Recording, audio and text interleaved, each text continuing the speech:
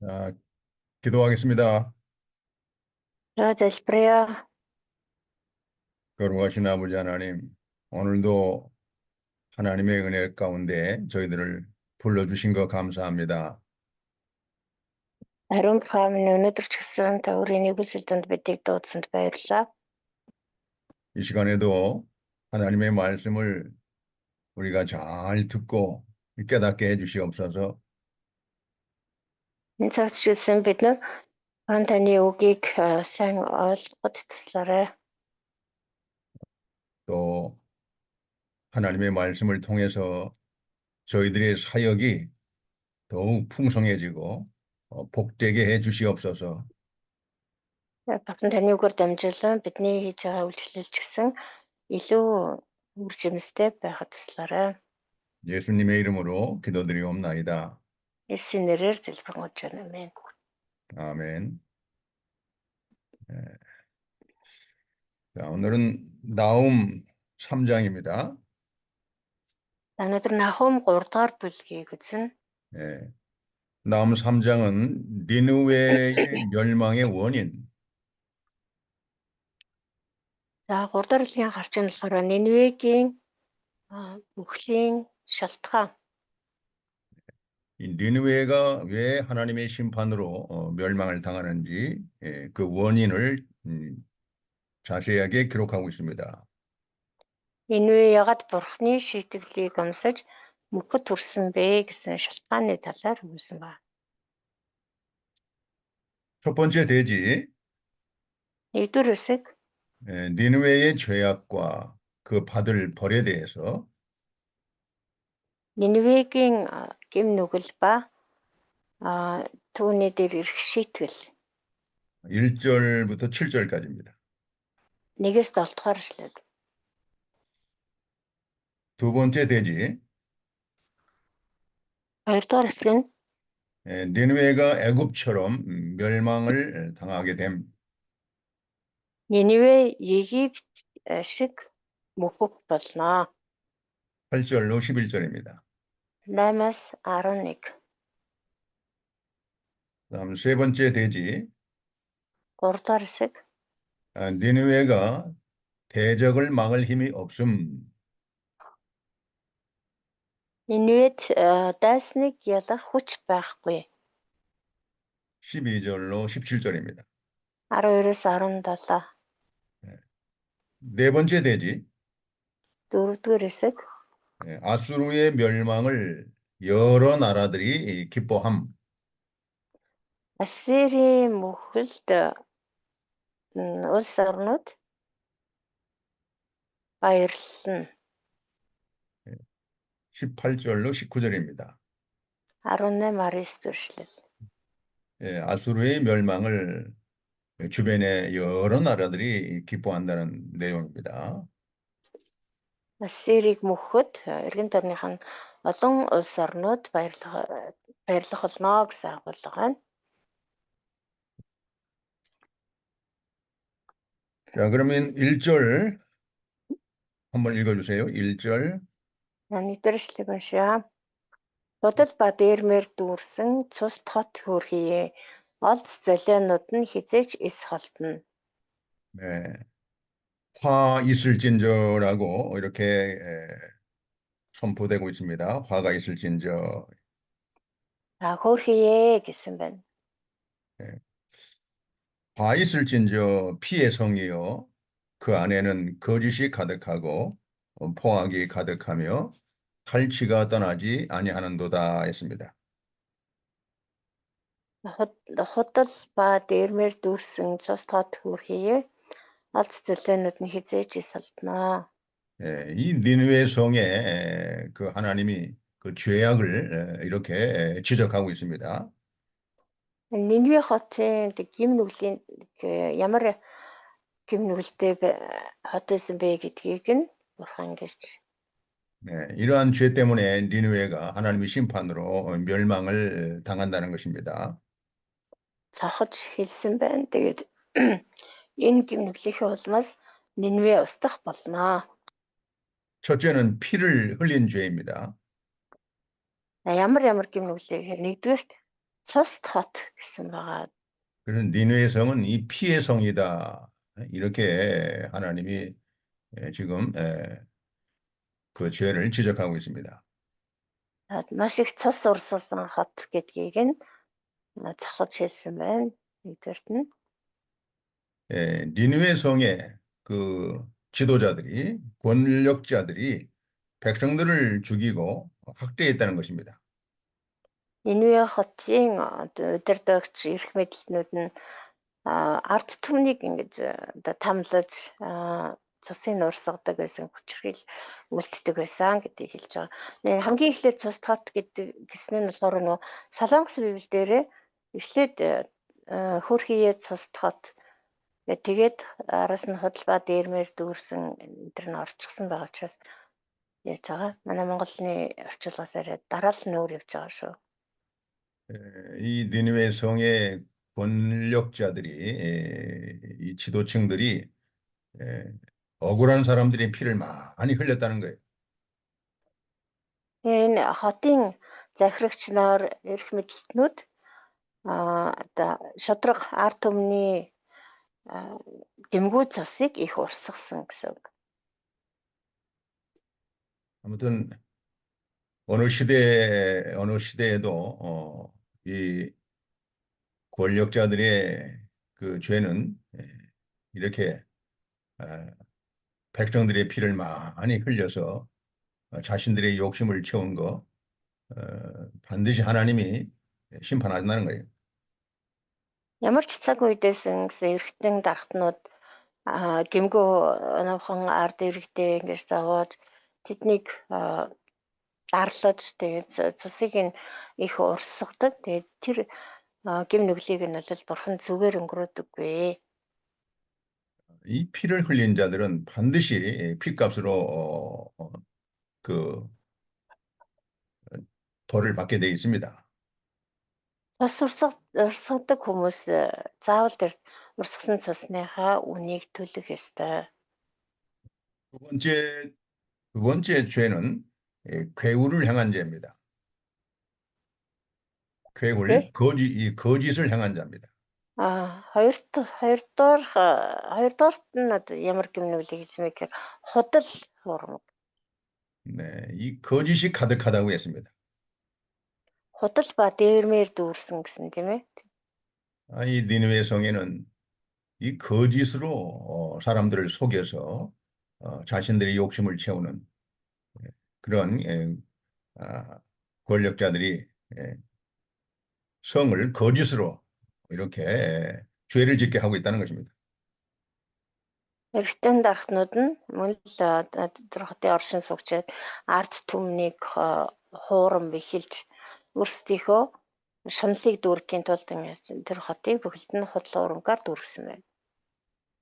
이 거짓은 하나님이 참 미워하시는 것, 거짓은 하나님이 가증히 여기는 것입니다. Худал хуурмгийг бол бурхан үнэхээр жигшдэг. 자, 그래서 첫 번째 죄는 살인죄, 두 번째 죄는 거짓을 향한 죄. За тэгэхээр одоо эхнийхэн цус тот гэсэн тий цус урсгасан өөрөлдвөл одоо хүний амь хүнээс аллагын гэмнүгэл хоёр дахь нь болохоор худал хуурмгийг үлддэг гэмнүгэл.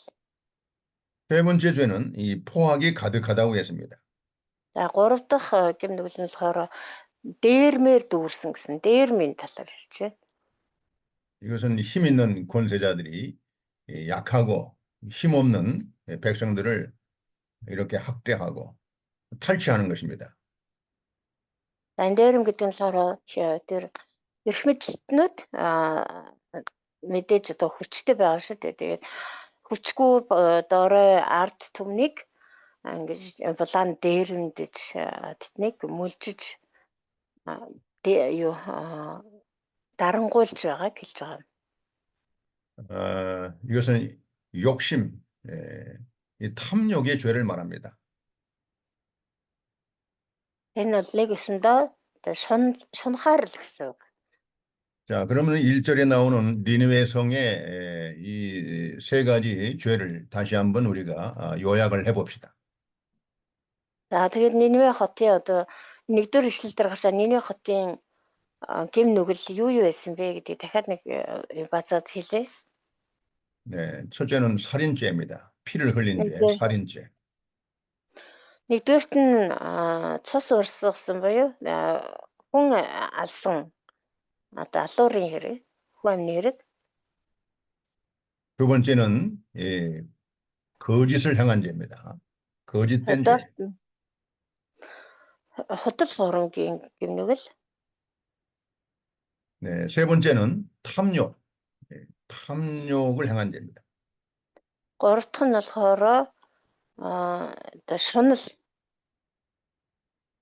어느 시대고 이와 같이 이 권세자들, 이 권력자들은 살인죄와 거짓죄, 그다음에 이 탐욕으로 말미암아 이렇게 하나님의 심판을 받는 그런 역사적인 그런 진리입니다. Ямар ч цаг үеийн эрх мэдэлтнүүд эргэтэн дарахтангууд одоо энэ гурван гэм нүгэл буюу одоо цус гэмгүй цус урсгах, худал хурамгийг үйлдэх, мөн шунах энэ гурван гэм нүглийг үйлсэр байдаг. Тэгээд үүнийхээ улмаас бурхны шийтгэлийг бас хүртдэг. 그래서 우리 하나님을 섬기는 백성들에게는 이 십계명이 있습니다. бид бурханд үйлчлдэг биднэрт бол 10 хууль гэж байдаг. 네, 이 십계명을 하나님이 제정하시고 이스라엘 백성들에게 철저하게 십계명을 지키도록 명령을 하신 것입니다. Энэ 10 хуулийг бол бурхан өөрөө бичээд тэгээд бурханд үйлчлдэг арт түмэндээ тэр хуулийг ягштал сахин биелүүлэхийг тушаасан байна. 예, 십계명에서 살인하지 말라는 계명은 제6계명입니다. 10 хуулиас аваад үзэх юм бол энэ хүн алах тухай хуулийн заалт нь болохоор 6 дугаарт нь гарч байгаа. 그다음에 거짓 증거하지 말라. 이것은 제9계명입니다. Дараа нь худал хэлэхгүй байх тий худал бөгөрчлээ гэдэг тушаал нь болохоор 9-р тушаал. 내 이웃에 대하여 거짓 증거하지 말라고 분명히 이렇게 명령하고 있습니다. Чи хөршийнхөө эсрэг худал бөгөрчлээ гэсэн ба тийм ээ. 그리고 이 탐내지 말라는 이 계명은 10계명입니다. За бүү шунахаар гэдэг тушаал нь болохоор 10 дахь тушаал байгаа. 내 이웃의 아내나 그의 남종이나 그의 여종이나 그의 소나 그의 낙이 물은 내 이웃의 소유를 탐내지 말라 했습니다. Чи хөршийнхөө юунд ч бүү шунахаар хөршийнхөө эхнэр эрэгтэй эмэгтэй боолууд үхэр болон илжиг бусад ямар ч одоо эд юмсад нь шунах ёсгүй гэж хэлсэн байна. 이 살인죄, 거짓 증거하는 죄, 그다음에 이 탐욕의 죄는 모두 사람에게 짓는 죄입니다. За энд гарч байгаа 3 гэм нүгэл одоо хүн алах, усгаа хийх, худлаа ярих, одоо шунхаарах гэсэн энэ 3 нь болохоор хүний эсрэг одоо хэн нэгэн хүний эсрэг үйлдэж байгаа гэм нүглүүд. 그 사도 바울도 십계명을 요약하면서 사랑은 이웃에게 악을 행하지 않는다라고 기록했습니다. Энэ 10 тушаал дээр үндэслээд ич Паулч гэсэн хайрын тухай бас тодорхойлж хэлэхдээ хайр бол хөрштөө муу мухаг үлддэггүй юм гэж хэлсэн байна. 그래서 이 복음이 들어가는 곳마다 하나님의 말씀이 들어가는 곳마다 이런 살인죄, 거짓 증거하는 죄, 탐욕의 죄들이 다 이렇게 사라지게 되어 있습니다. Тэгээд энэ сайн мэдээ очсон газар болгонд өөрөлдөл бурхны үг очсон газар болгонд тэгээр гэм нүглүүд бол арилж үгүй болдог. 자, 그래서 우리도 이 하나님의 백성들은 그 나라의 지도층들이 이런 죄에 범하지 않도록 깨어서 기도해야 됩니다. Юм учраас бурханд итгэдэг бид нэр ялангуяа одоо тухайн орны тухайн газар нутгийн удирдагч нар ийм одоо гэм нүглүүдэд автахгүй байхын тулд үргэлж санаар сэрэмжтэй байж залбирах хэрэгтэй. 자, 이와 같이 니느웨 성에는 살인죄와 거짓 증거하는 죄와 그다음에 탐욕의 죄가 가득 찼다고 했습니다. Тэгээд ийм одоо гэм нүглүүд нь Нинве хотод бүр дүүрсэн байсан гэж хэлж байна. 네, 이와 같이 하나님의 심판은 그들이 끝까지 회개하지 않고 악을 행하는 이 악한 백성들에게는 이와 같이 반드시 하나님이 심판해서 멸망을 시키신다는 겁니다. За тий бурхан боломж өгсөөр байтал тэр боломжийг ашиглахгүй үл дамсарлууд эцэг хүртэл гэмшихгүй байгаа тийм хүмүүсийн дээр л бурхан шийтгэлээ заавал болгодог. 자, 2절을 또 한번 읽어보세요. 2절. Хоёрдугаар ишлэл ташуур тасхийх дуу дугуйнуудын таржигнах чимээ мордын бижигнэн үсрэн дүүлэх тэрэгнүүдийн түжигнэн. 또 3절을 읽어보세요. За мөн 3-ыг уншия. Морднууд мордож, элднүүд гялалдаж, жаднууд гялтгана. Үхэгсэд үе олон хүүр, тоймгүй олон цогцос. Хүмүүс цогцос дээр бүдэрч унана. 네, 이것은 니느웨 성의 하나님의 심판으로 그 원수들에 의해서 니느웨 성이 이렇게 비참하게 멸망을 당한다는 것입니다. Бурхны шийтгэл Нинвегийн дээр бууж ирэхэд дайснууд нь одоо Нинве рүү довтолж тэгээ Нинве сүрэх болно гэдгийг инхүү дүрссэн байна. 그 하나님께서 앗수르를 심판하기 위해서 이 바벨론을 하나님이 사용하셔서 앗수르를 심판하는데 이렇게 바벨론 군대가 쳐들어와서 앗수르 니느웨 성을 이렇게 하나님이 심판한다는 거예요. Тэгэхээр Вавилоныг бурхан ашиглаад Ассири эсрэг шийтгэх саваа болгож ашигласан байгаа. Тэгээд Нинвечүүд эцээ хүртэл гэмшихгүй байсан учраас Вавилончууд Ассирлуу дайран давталж хэрхэн одоо Нинвег устгах вэ гэдгийг инхүү төрсөлж өгүүлсэн байна. 참 이 나훔 선지자는 앞으로 니느웨 성이 바벨론에 의해서 멸망을 당할 때 그 바벨론 군대의 그 니느웨 성을 이렇게 멸망시키는 모습을 생생하게 기록하고 있습니다. Вавилоны зэрэг Ассирлуу давталж нийслэл одоо Нинвег нь буулгаж авч байгаа энэ дүр төрхийг Нахум маш тодорхой дүрсэлсэн байна. 예, 채찍 소리가 휙휙 나고요. 그다음에 병거 바퀴 소리가 윙윙거리고요. 또 달리는 병거, 또 뛰는 말 이런 모습을 생생하게 이렇게 기록하고 있습니다. Бүх төр үйл хөдлөл нь маш тодорхой ташуур тасхийн гэж байна. Дугуйнуудын таржигнах чимээ гарна, мордын пижигнээ сонсогдно, өсрөн дүүлэх төрөгнүүдийн түжигнээ сонсогдно. 3절에도 이 충돌하는 기병, 이 기병은 말을 타고 공격하는 이 군대죠. 이 번쩍이는 칼, 번개 같은 창. 자, 이 바벨론 군대의 이 공격하는 그런 무기들이 얼마나 빠르고 그리고 정확한지 아수르 군대가 완전히 다 전멸을 당한다는 거예요. Тэгээд цааш нь 3 дахь ишлэл дээр ч гэсэн морднууд мордож, элднүүд гялалдаж, жаднууд гялтгана гэсэн тийм. Тэгээ Вавилоны цэрэг Ассирлуу давтлахдаа хэрэгжилжсэн зэвсгүүд нь ямар одоо хурдан, ямар хурц эртээ байсан бэ гэдгийг эндээс харж байна.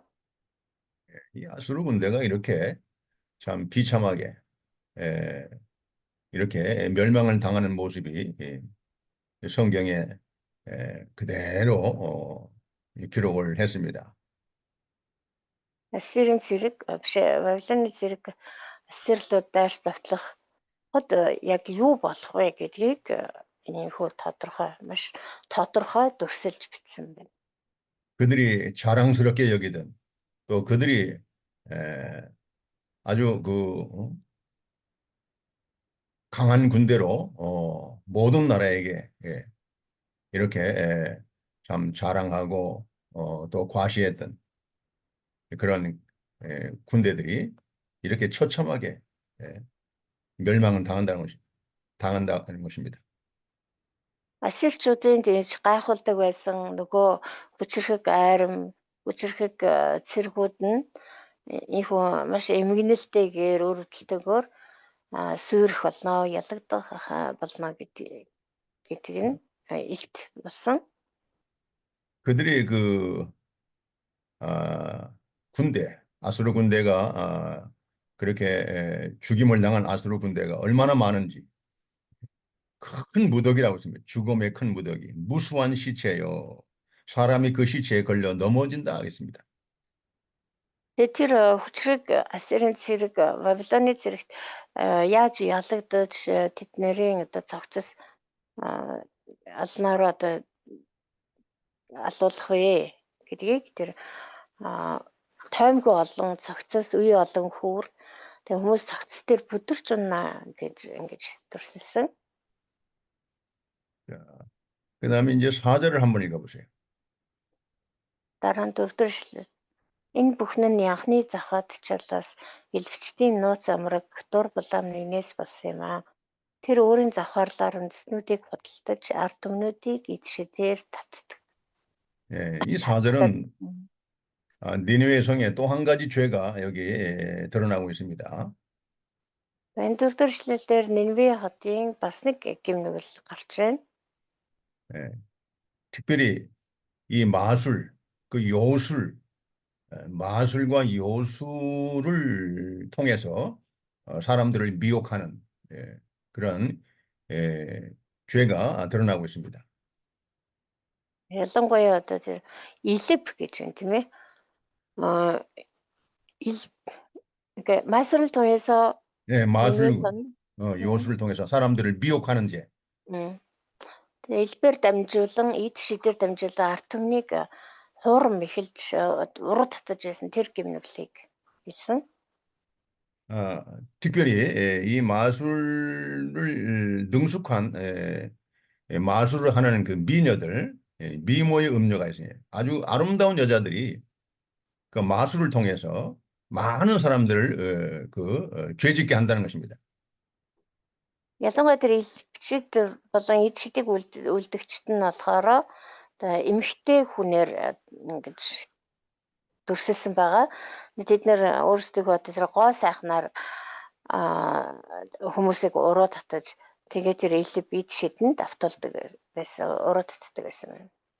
예, 그 니느웨 백성들을 쾌락에 빠지게 하고 죄악에 빠지게 하고 이 세상에 어떤 악의 죄악의 즐거움에 빠뜨려서 다 이게 멸망을 당하게 한다는 것입니다. Тэгээ тэд нэр одоо тэр илб эд шидээр хуураад өөрсдөө бас тэр гадаа төрхтэй өнгө үзмжээр хуураад тэгээд тэр бузар муу тэр харанхуй үйлсийг одоо үйлдүүлж байсан. Тэгээ энэ бүхний нэгцтэй нэвэчүүдийг мүхэлд хүргэсэн. 여러분 이 세상은 이 세상의 쾌락과 죄악에 빠지도록 미혹하고 있습니다. Тэгээд бас энэ ертөнцийн одоо тэр зугаа цэнгэл автуулж байсан. ертөнцийн зугаа цэнгэлд бол одоо энэ дэлхий улам бүр авцаар байгаа. 이 아름다운 그 기생들이 사람들을 미혹해서 죄짓게 하고 이 참 망하게 하는 것처럼 바로 니느웨 성이 바로 그랬다는 것입니다. Тэгээд тухайн үеийн тэр одоо үцэглэнтэй сайхан хөөрхөн хүүхнүүд нь Нинвечүүдийг ингэж уруу татаж элев ичэдэнд автуулж зугаат цэнгэлд автуулснараа юу Нинвег мөхөөсөнтэй адилхан өнөөдөр ч гэсэн энэ дэлхий дээр тийм уруу татагчид зөндөө байна. 특별히 우리 성도들은 이 세상 이 쾌락이나 이 세상의 어떤 그 영광, 세상의 영광, 또 세상의 어떤 기쁨에 빠지지 않도록 특별히 주의해야 됩니다. Ялангуяа манай итгэгч нар бол одоо энэ дэлхийн тэр зугаат цэнгэл уруу татлах нэр алдар 세 번째가 뭐였죠? 세상의 어떤 그 쾌락, 쾌락, 세상의 쾌락, 쾌락, 영광. 영광, 그리고 영광, 그다음에 세상의 영광, 어떤 또 명예의 영광. нэр алдар гэх мэт зүйлсэд уруу татагдахгүй байх хэрэгтэй, болгоомжлох хэрэгтэй. 이 세상에서 잘 되는 거, 이 세상 영광이에요. 세상에서 잘 되는 그 세상의 영광, 그런 걸로 많은 사람들을 이게 미혹에 빠지게 한다. Нэр алдар гэж юу хэлж байгаа юм бэ гэхээр энэ дэлхий дээр л ер нь сайхан, гоё сайхан амьдрахыг хэлж байгаа. Тэгээд энэ одоо амжилтанд хүрч тийм ээ. Тэгээ ийм зүйлс болохоор хүмүүсийг энэ дэлхийн одоо таашаал зугаат 하나님의 цэнгэл 백성들, уруу татдаг. 이 하나님의 백성들은 이 세상에 미혹받지 않도록 특별히 마지막 때에 사람을 주의하라고 했습니다. Тэгээ 사람을 주의하라. Бурхны хүмүүс бол ялангуяа энэ эцсийн өдрүүдэд ийм уруу татлагад автахгүй тул хүнээс болгоомжлоо гэж хэлсэн байна. 그래서 하나님이 이런 니느웨 성을 이렇게 심판하시는 거죠. Тэгэхээр Нинвег бол бурхан ингэж шийтгсэн байна. Энэ бүхнийх нь төлөө шийтгсэн байна. 자, 5절 한번 읽어보세요. 5절. 5-р эшлэл харагтун би чиний эсрэг байна гэж төг төмдөө эзэн тунгаглаж байна. Би чиний банцлуудыг нүүрэнд чинь хүртэл сөхөж чиний нүцгнийг үндэснүүдэд чиний ичгүүрийг хаанчлуудад үзүүлнэ. 예, 5절은 보라 합니다. 하나님이 그러한 죄로 말미암아 하나님이 내가 네게 말하노니 만군의 여호와의 말씀에 내 치마를 걷어 올려 얼굴에 이르게 한다고 했습니다. Харагтун би чиний эсрэг байна гэж төг төмдөө эзэн тунгаглаж байна. Би чиний банцлуудыг нүүрэнд чинь хүртэл сөхнөө. 이 치마를 걷어 올린다는 것은 그 부끄러운 모습을 다 드러나게 한다는 거예요. Банцлуудыг чиний банцлуудыг нүүрэнд чинь хүртэл сөхнөө гэдэг нь юу илэрхийлж байгаа гэхээр чиний бүх ичгүүрийг бий л болгоно гэсэн үг. 그리고 내 벌거벗은 것을 다른 나라에게 보이며 다 그 벌거벗은 그런 부끄러움과 수치를 다른 나라 사람들에게 다 드러나게 한다는 거예요. Бас чиний нүцгнийг үндэснүүдэд чиний ичгүүрийг хаанчлуудад үзүүлнэ гэсэн байна. Тэгээд тэр бүх одоо бузар булаа ичгүүртэй юмс нь ил болоход тэрийг дэлхийн бүх улс үндэстнүүд харах болно гэсэн. 그 사람들이 비밀리에 감추어 놓은 그런 부끄러운 죄악들이 때가 되면 하나님이 다 드러나게 한다는 거예요. 샅샅이 다 드러나서 그 죄악의 부끄러움을 만천하에 드러나서 이렇게 수치를 당하게 한다는 거예요.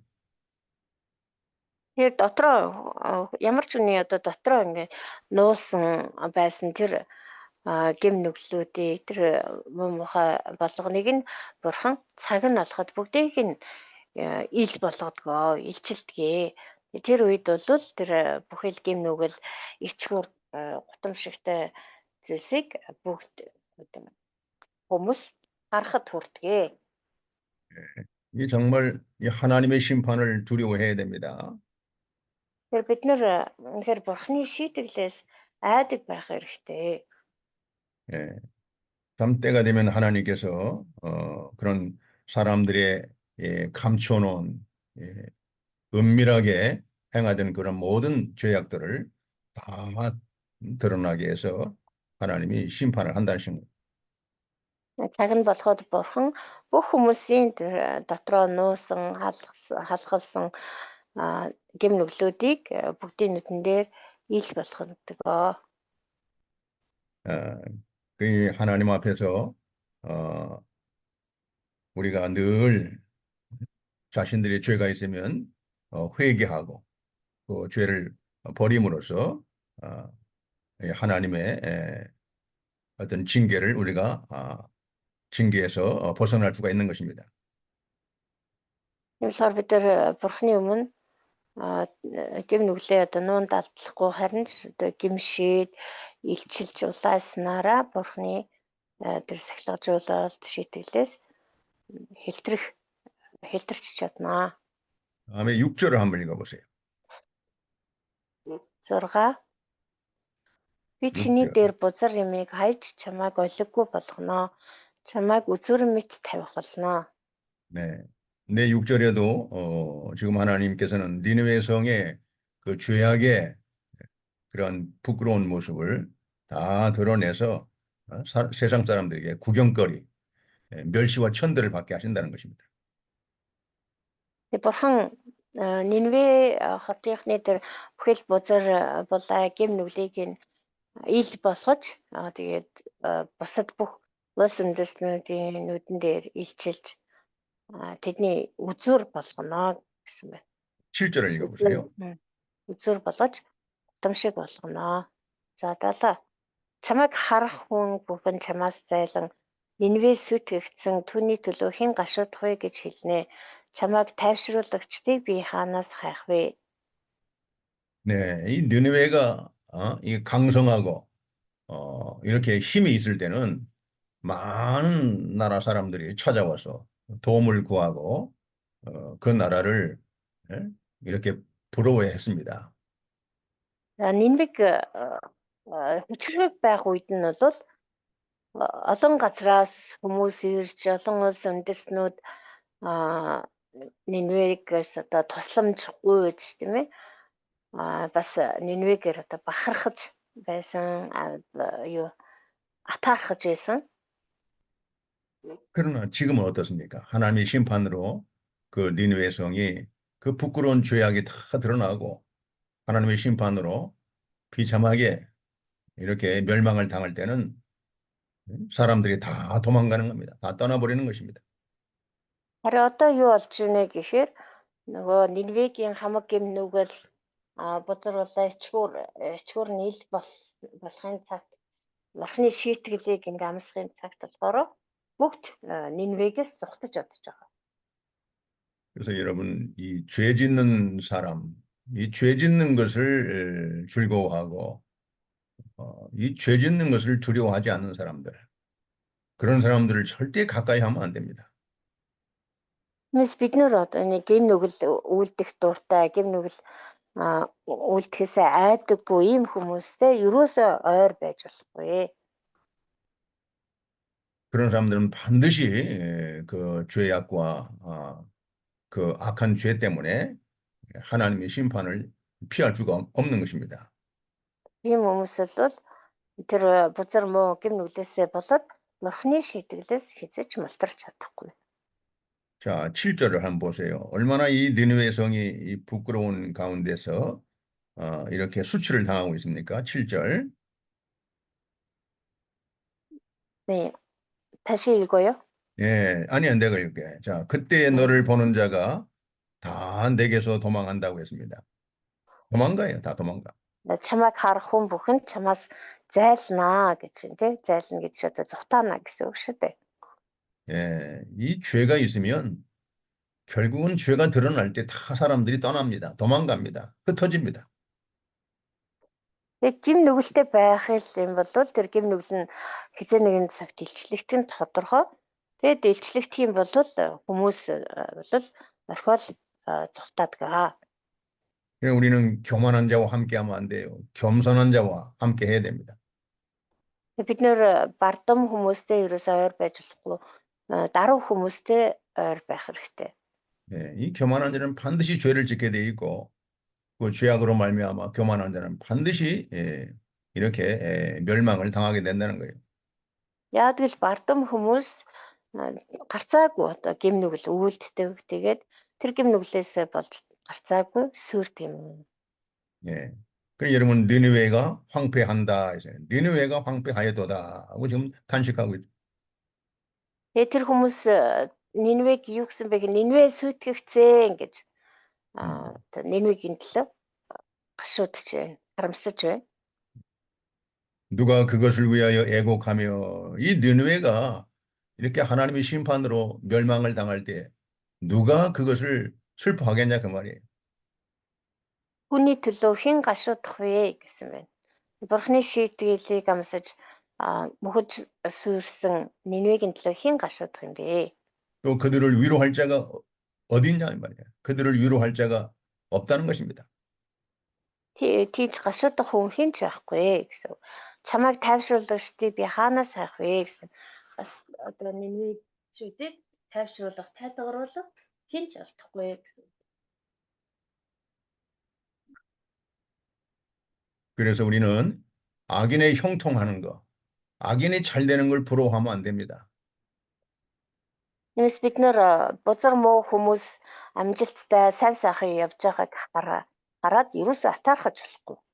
예, 성경이 악인이 형통하는 것은 죄라고 했습니다. Библиэр хэлэхдээ хорон муу санаатнуудын тэр сайн сайхан байдал нь бол гим нүгэл юм аа гэсэн. 여러분들이 하나님의 일을 하면서 이 고난을 받고 여러 가지 궁핍할 때도 있고 여러 가지 어려운 일이 많을 때가 있습니다. 그럴 때 예, Та бүхэн бурхны ажлыг хийж явах зөөр янз бүрийн хэцүү зүйлтэй тулгарна, заримдаа үлсэн янз бүрийн асуудлууд тулгарна. 예, 그럴 때 여러분 악한 자들이 잘 되고 성공하고 이렇게 참 높임을 받고 그럴 때 그 사람들을 부러워하면 안 됩니다. Тэгэл нөгөө талд хорон муу хүмүүс болохоор өсөж дээшлэл улмал одоо сайн сайхан болоод тийм ээ сайн сайхан амьдрал гэдэг. Тэгээ тийм үед бол бид нар ерөөсөө тэдэнд татаархаж болохгүй маа. 우리가 잠언 23장 한번 봅시다. За сургаалт төгс 23 дугаар бүлгээс харъя. 잠언 23장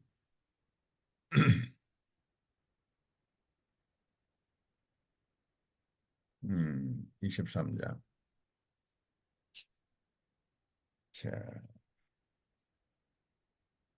23장입니다. Сургаалт төгс 23. 네, 23장. 17절 한번 17절 17. 읽어보세요. Зүрхчин нүгэлтнүүдэд бүү атаархаг өдөр бүр эзнээс имэж амьдраа. 예, 저는 이 말씀을 젊었을 때부터 이 말씀을 마음속에 새겼습니다.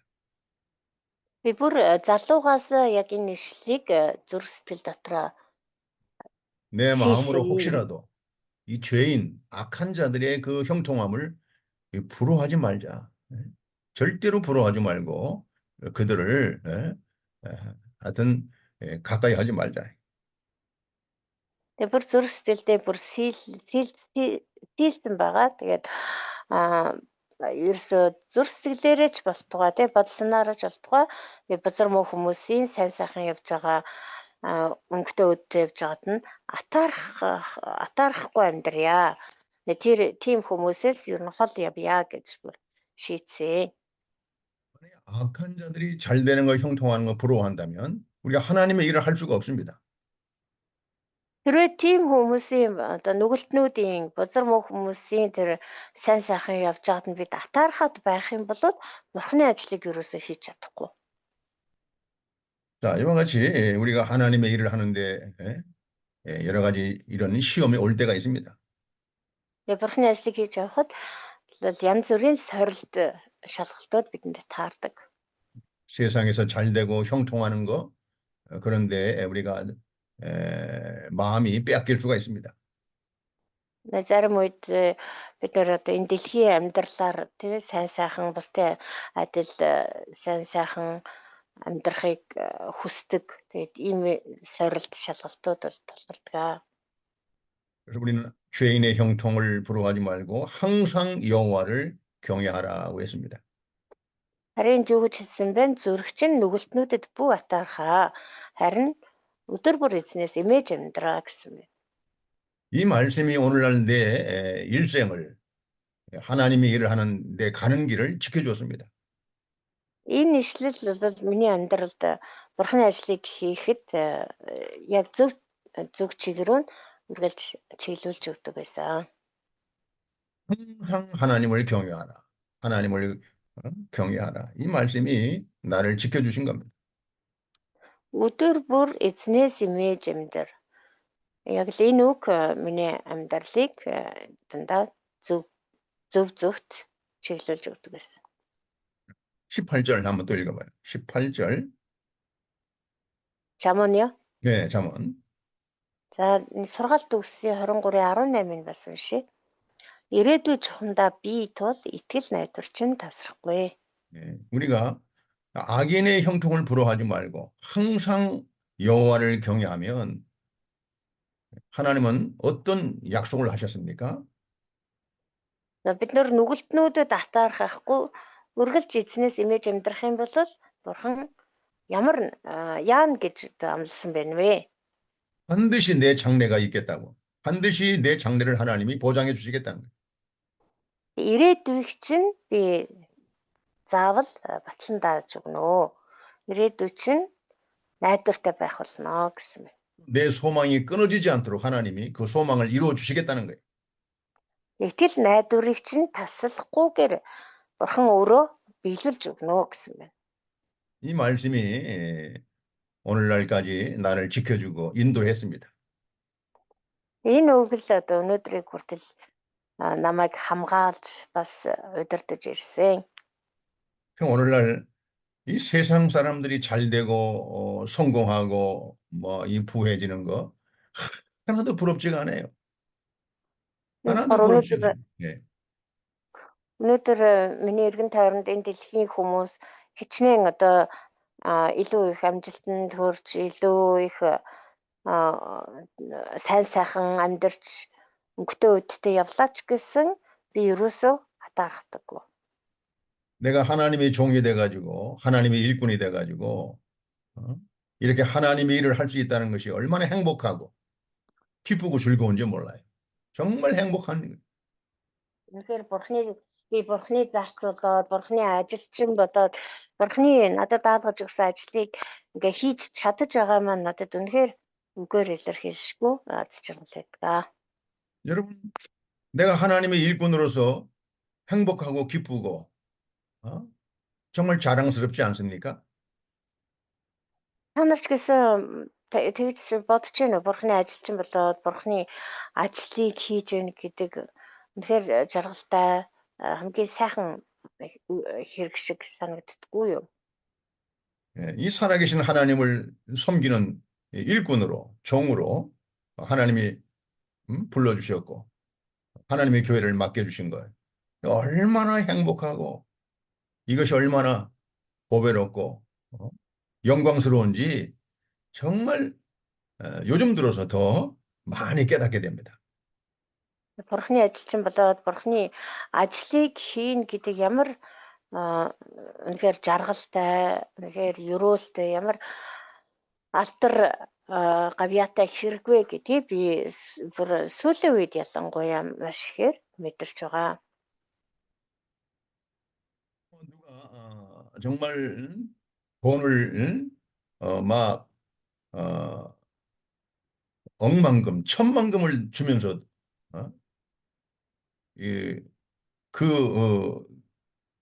일을 하지 말라고 해도 뭐 요즘은 하나도 흔들리지 않을 겁니다. 네? Хэн нэгэн хүн надад одоо хийчихээд тий 10 сая одоо алт өгье. 10 сая алтан голдмоо өгье гэсэн ч гэсэн би энэ бурхны ажлыг ерөөсөө солихгүй. 여러분들이 얼마나 하나님 보시기에 보배롭고 존귀하고 하나님이 사랑받는 자가 됐습니까? 이건 정말 여러분들이 이걸 깨달아야 됩니다. Бурхны хувьд та нар ямар их үнцэнтэй эрхэм нандин хүмүүс вэ гэдгийг үнэхээр ойлгож мэддэг байх хэрэгтэй. 자, 여러분 스바냐서 한번 읽어봅시다. 스바냐. За Сефания намаас сарэ. 네, 스바냐 3장. Сефания 3 자, 스바냐 3장 17절 한번 봅시다. 17절. 17. 자, 한번 같이 읽어봐요. 시작. хамтдаа уншия 3. Чиний бурхан эзэн аврагч 하나님 тайван 여호와가 та нарын 너희 дунд 가운데 байна. 계신 Тэр та нарын 이 дээр 구원을 баярлан 베푸실 баятана. 전능자시니 Тэр 그는 хайр 너희 дотроо 말미암아 чимээгүй 기쁨을 байна. 이기지 Та 못하시며 нарын дээр баярын 너를 ухаагаа 잠잠히 гинэ. 사랑하시며 너로 말미암아 즐거이 부르며 기뻐하시리라 하리라. 여러분, 얼마나 여러분들을 하나님이 잠잠히 사랑하시며 여러분들로 말미암아 하나님이 기뻐하시고 즐거워하시고 여러분들이 이렇게 귀하고 보배로운 사람들입니다. Эндээс харахад бурхан бүр та нарыг хараад баярлаж баясдаг. Тэр хайрын дотроо та нарыг хараад бүр хүн баярлахаараа бүр дууч гардггүй тий. Яг тэр шиг юм чимээгүй байна. Тэгээ та нарын дээр баярын ухаа хадаанаа гэж. Тэгээ бурхан биднийг харахаараа яг л ингэж баярлдаг, баясдаг байна. 내가 섬기는 교회에 어떤 청년이 20대 청년이 자꾸 주일날 빠집니다. 자꾸 주일날 빠져요. Миний одоо үйлчлдэг чуулганы нэг 20 орчим насны нэг хүүхэд дандаа ингээд цуглаан тасалдаг. 그 젊은 청년을 여기서 불러가고 저기로 불러가고 세상 사람들이 뭐 이렇게 초대를 하고 이렇게 뭐 자꾸 세상에 즐거움 있는 곳으로 자꾸 데려가려고 하는 거예요. Тэгээ нөгөө 20 идэх настай залуу юм чинь энэ дэлхий одоо уруу татах юм их л байгаа тий найз нөхдөд ч юм уу аав ээж ч юм уу яг цуглаанд явах гэхээр нь үгүй одоо наашир ийшээ хүрээд дээр тийшээ хүрээд дээр ийшээ ч явъя тийшээ ч явъя гэдэг уруу татах зүйл маш их байдаг. 그래서 이 청년이 아직 하나님의 그 사랑을 깨닫지 못했구나라고 생각했습니다. Тэгээ би тэр залууг бурхны хайрыг амсч үзээгүй л байгаа юм байна да гэж бодсон. 예, 정말 하나님의 그 은혜와 사랑을 깨달았다면 세상이 아무리 좋은 곳에서 자기를 불러도 우리가 주일날 하나님 앞에 나가서 예배드린 일이 절대 빠지지 않을 겁니다. 다시 말씀해 주세요. 앞에 예, 부분을 못 들었어요.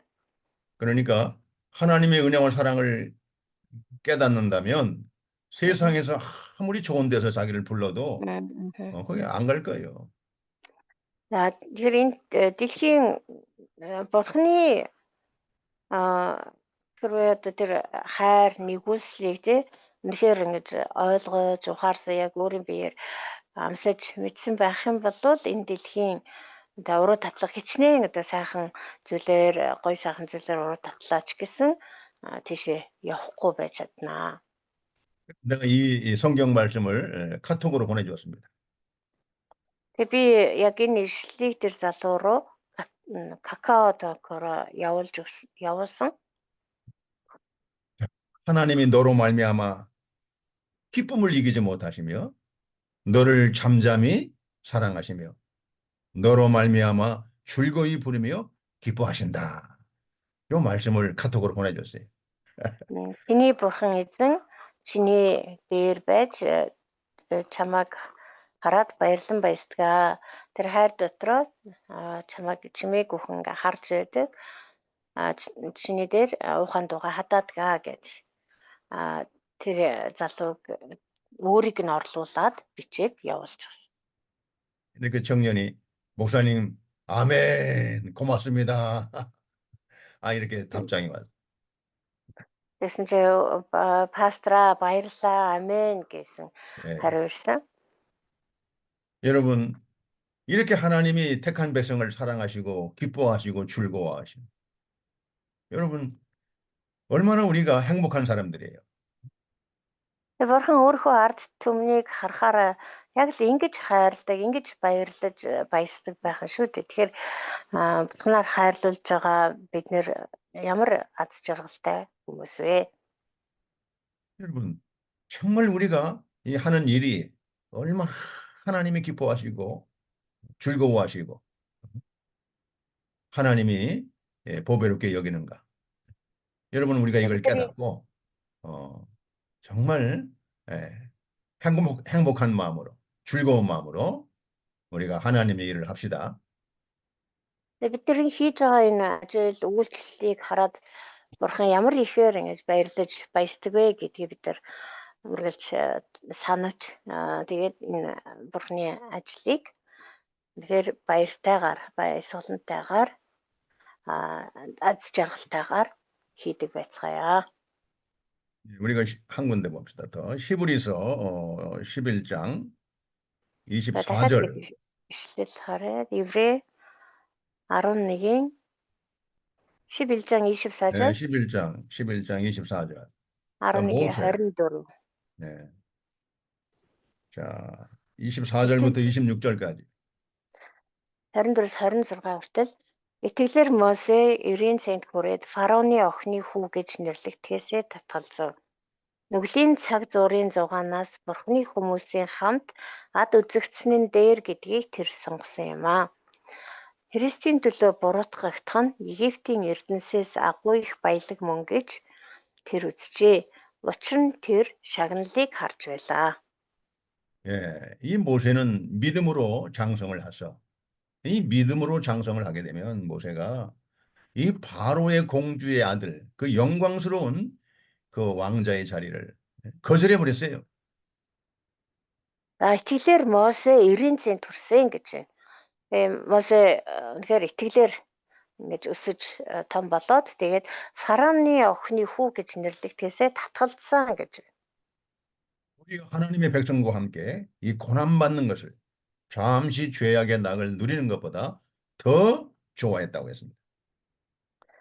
Тэгээд нүглийн цаг зуурын зугаанаас илүүгээр бурхны хүмүүстэй хамт ад үзэгдсэн дээр гэдгийг тэр сонгосон.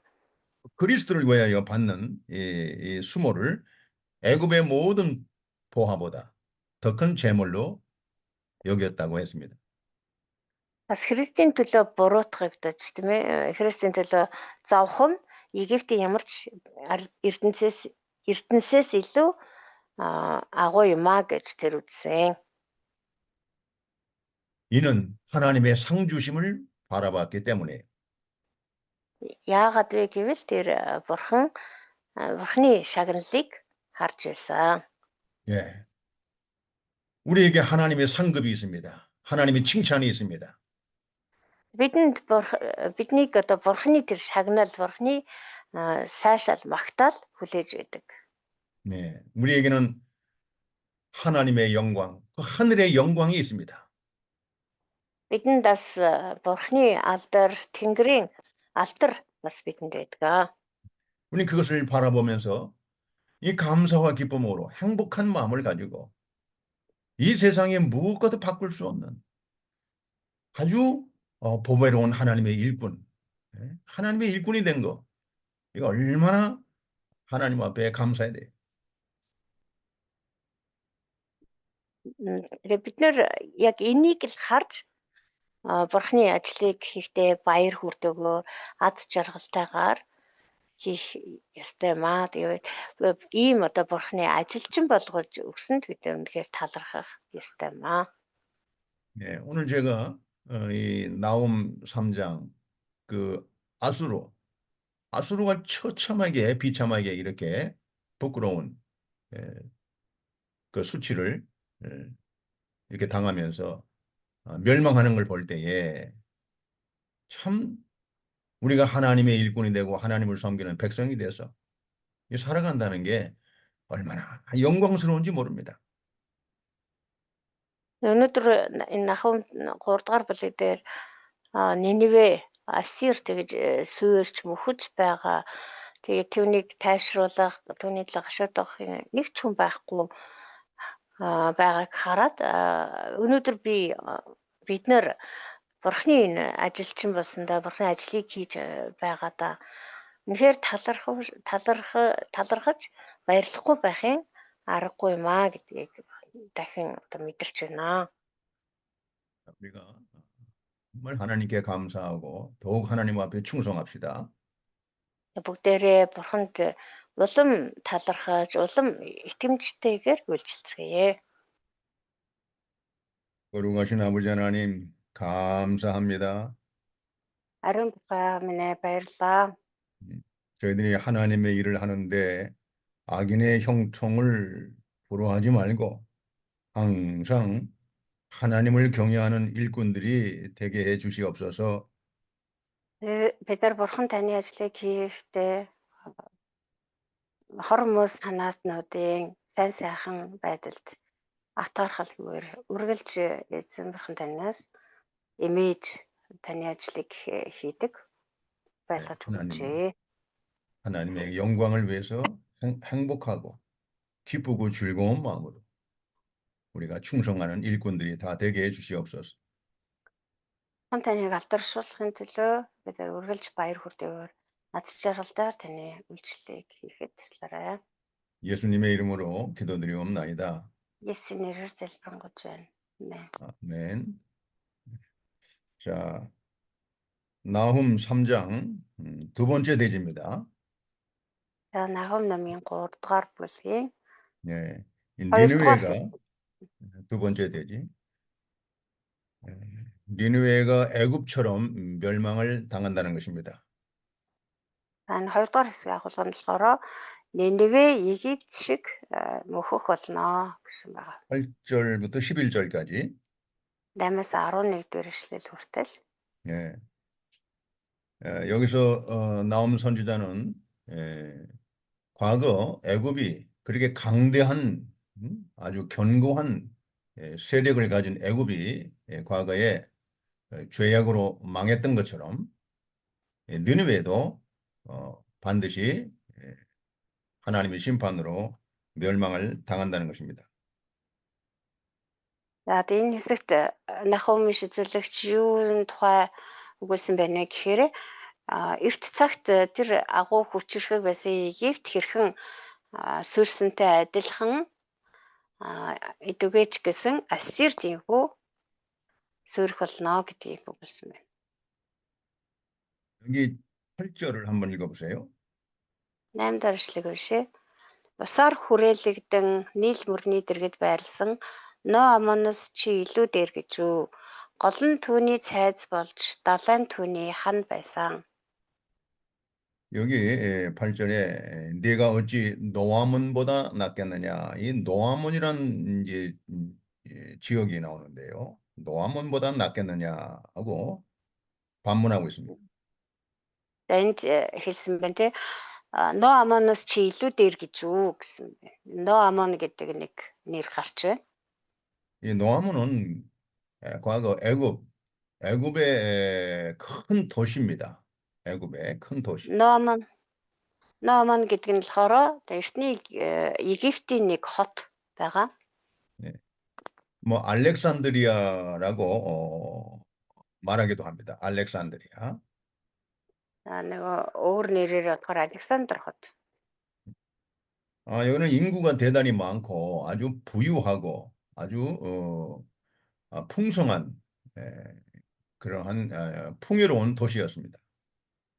Тэгээ хүн ам ихтэй маш тийм илбэг баян чинэлэг тийм хот байсан. 그러면서 니느웨가 지금 아무리 이렇게 강대하고 견고할지라도 과거 노아몬보다 낫겠느냐 하고 반문하고 있습니다. За тэр Ноамон гэдэг хоттой зөөрлүүлээд одоо Нинвег хэлж байгаа тийм. Нинве чи хичнээн одоо агуу хүчрэхэг байлаа ч гэсэн Ноамоноос илүү байж чадна гэж үү. 그리고 애굽의 노아몬은 이 강들 사이에 있었다고 했습니다. 강들 사이에 이렇게 세워진 도시입니다. За тэгээ тэр Ноамон гэдэг хот нь болохоор усаар хүрээлэгдсэн хот байсан. 그리고 그 도시를 이렇게 강들의 그 물이 도시를 둘러싸고 있었습니다.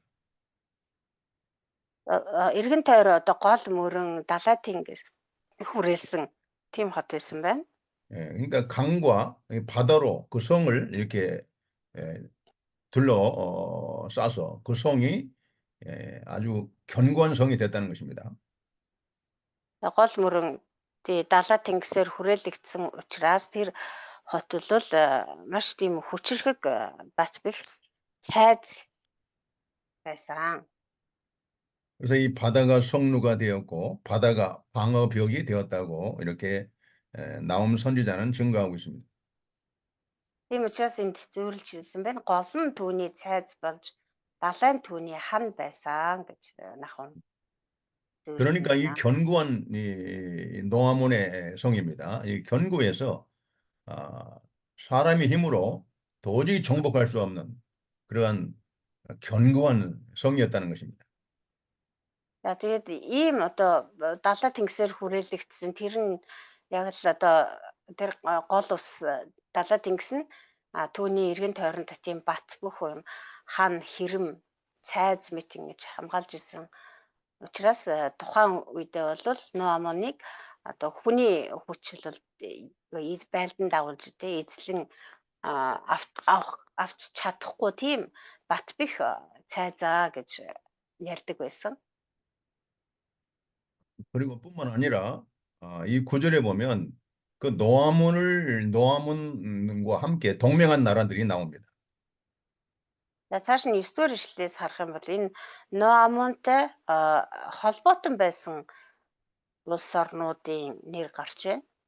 예, 이 노아몬을 돕고 같이 동맹을 맺고 노아몬을 돕고 함께한 나라들이 여기 기록되고 있습니다. Ноамонд тусалдаг, Ноамонтой хүч хавсардаг, холбоотон болдог байсан одоо улс орнууд үндэстнүүдийн нэр 9-р ишлэлээр гарч байна. 9절 읽어보세요. За 9-ыг уншъя. Этиоп болон Египт нь түүний хэмжээ хязгааргүй хүч чадал нь байсан. 네. Пут, Луб нар түүний туслагчдын дунд байсан. 예, 바로 이 구스와 애굽은 그의 힘이 강하여 끝이 없었다고 했습니다. Этиоп болон Египт нь түүний хэмжээ хязгааргүй хүч чадал нь байсан гэж. 또한 붓과 루빔이 그를 돕는 자가 되었다고 했습니다. Бас Пут, Луб нар ч гэсэн түүнд тусалдаг байсан. 이런 나라들이 노아몬과 함께 동맹을 맺고 노아몬을 견고하게 이렇게 만들었다는 것입니다. Ийм одоо хүчнүүд ард нь байсан. Тэгээд Ноамонтой холбоотон болж Ноамоныг илүү хүчрэхэг болгож байсан. 10절을 또 한번 읽어보세요. За цааш нь 10-ыг уншъя. Гэсэн ч тэр цөлөгдөж олцлогдсон явсан. Гудамж бүрийн ихэнд балчир хүүхдүүдийг нь хэмэх чулуудсан. Тэд хүндэтгэлтэй хүмүүсийн төлөө шавга татаж бүх агуу хүмүүсийг нь дөнгөлсөн. 이렇게 견고하고 강했던 노아몬이 10절에 하나님의 심판으로 이렇게 멸망을 당하는 모습이 적혀 있습니다. За тийм одоо хүчтэй байсан Ноамон Бурхны шийтгэлийг тэсэж чадалгүй ингэж суурсан байна. 자, 10절 그가 포로가 되어 사로잡혀갔다고 했습니다. Тэр цөлөгдөж олцлогдож явсан. 그 노아몬이 이렇게 강대하고 견고한 그 노아몬이 원수에게 공격을 당해서 포로가 되어서 사로잡혀갔다는 것입니다. нөгөө тэр хүчрхэг байсан бат бэх байсан тэр Ноамон гэдэг хотынхан дайсандаа олзлогдоод цөлөгцсөн. 네, 바로 노아몬이 그 죄 때문에 하나님의 심판으로 이렇게 원수들에게 포로가 되어서 노예로 끌려갔다는 거예요.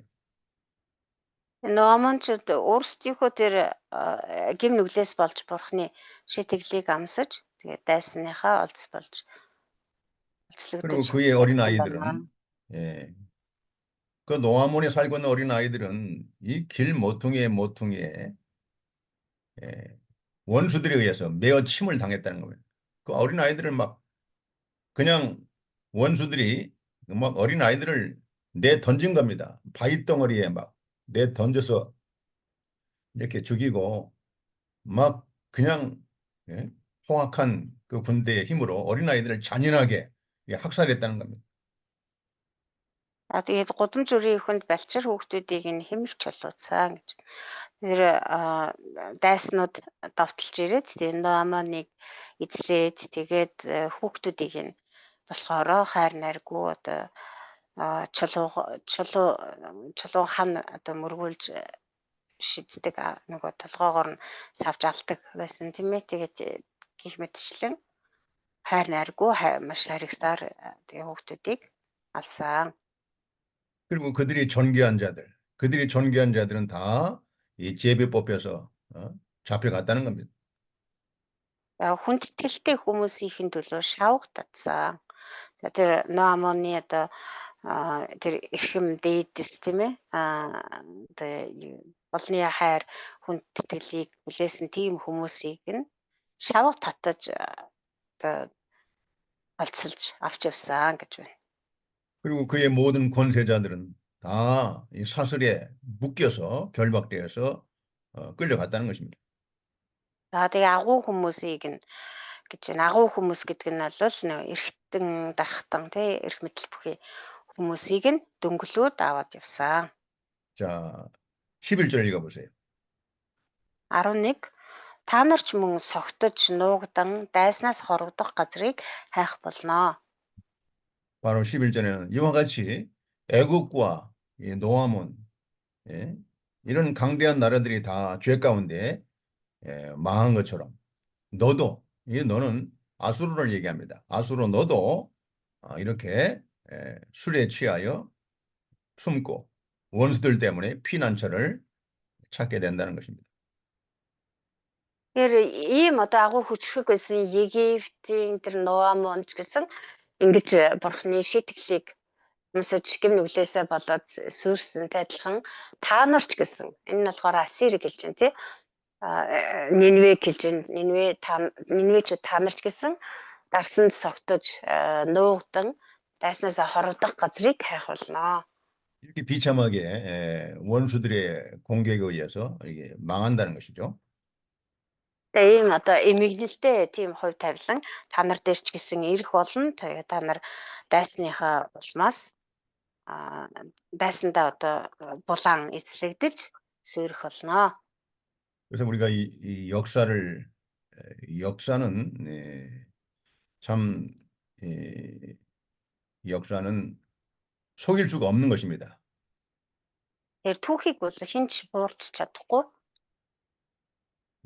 그 역사 속에서 수많은 나라들이 이렇게 세워지고 강성했다가 하나님의 심판으로 다 사라져버리고 이렇게 멸망을 당했다는 이런 역사를 우리는 반드시 기억해야 됩니다.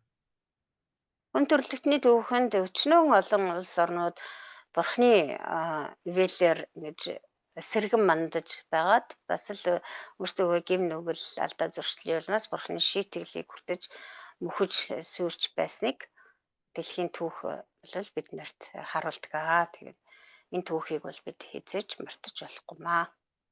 마치 역사적으로 강대한 나라들이 큰 나라들이 견고한 나라들이 그 죄 때문에 하나님의 심판으로 멸망을 당했다는 이런 교훈을 우리가 철저히 배워야 됩니다. Тэр хүчрэг ус гүрнүүд ерөөсөө гим нүглээсээ л болж тэр гим нүгэл нь хэрээс хэтэрсэн учраас бурхны тэр шийтгэлийг амсаж мөхөд суурсан гэсэн энэ гашуун түүхүүдээс бид нэр ч гэсэн сургамж авч үлдэх ёстой юм аа. 우리 하나님은 세상의 모든 그 나라의 그 역사를 주관하시고 다스리시고 통치하십니다. Бурхан энэ дэлхийн бүхий л улс орнуудын түүхийг захирч удирдах байдаг.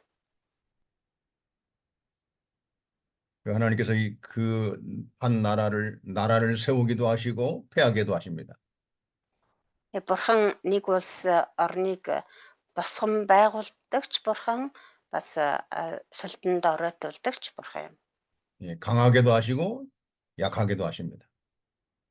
хүчирхэгжүүлдэг нь ч бурхан, доройтуулдаг нь ч бурхан юм.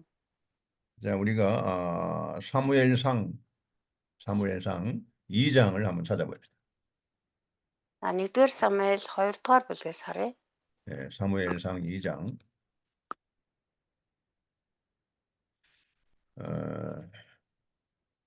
2장